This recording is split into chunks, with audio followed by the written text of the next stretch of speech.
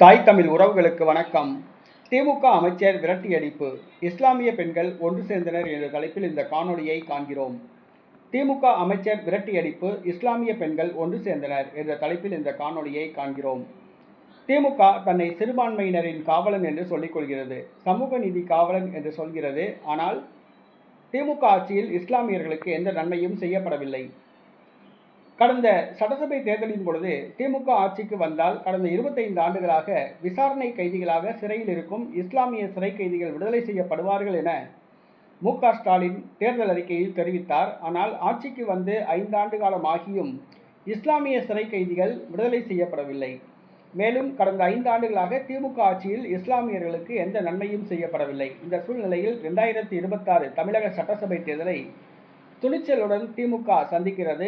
இஸ்லாமியர்கள் வாக்கு தனக்குத்தான் கிடைக்கும், அதிமுக கூட்டணியில் பாஜக இருப்பதால் இஸ்லாமியர்கள் தனக்குத்தான் கிடைக்கும் என கனவில் மிதந்து வருகிறது. இந்த சூழ்நிலையில் காயல்பட்டினத்தில் ஓட்டு கேட்டு சென்ற திருச்செந்தூர் தொகுதி திமுக வேட்பாளர் அமைச்சர் அனிதா ராதாகிருஷ்ணன் இஸ்லாமிய பெண்களால் விரட்டி அடிக்கப்பட்டார்.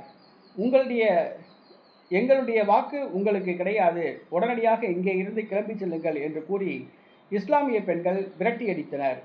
அனிதா ராதாகிருஷ்ணன் செய்வதறியாது திகைத்தார், சமாதானப்படுத்தினார். ஆனால் இஸ்லாமிய பெண்கள் ஒன்று சேர்ந்து ஊருக்குள் வரக்கூடாது என்று விரட்டியடித்தனர். இந்த செய்தி சமூக வலைதளங்களில் வைரலாகி வருகிறது. காயல்பட்டினம் அது முன்பு திமுக கோட்டையாக இருந்திருக்கலாம், ஆனால் அது தற்பொழுது நாம் தமிழர் கட்சி கோட்டையாகும். காயல்பட்டினம் யாருடைய ஊர் என்று சொன்னால், நாம் தமிழர் கட்சியின் மாநில மாணவர் பாசறை ஒருங்கிணைப்பாளர் எனது அன்பு மாப்பிள்ளை அபுபக்கர் அவர்களுடைய ஊர். அட்வொகேட் அபுபக்கர், வழக்கறிஞர் அபுபக்கர் அவருடைய ஊர். நாம் தமிழர் கட்சி கோட்டையாக அதனை மாற்றியுள்ளார். இஸ்லாமிய பெண்கள் மத்தியில் விழிப்புணர்வை ஏற்படுத்தியுள்ளார். தற்பொழுது கடையநல்லூர் தொகுதியில் போட்டியிடுகின்றார் அபுபக்கர்.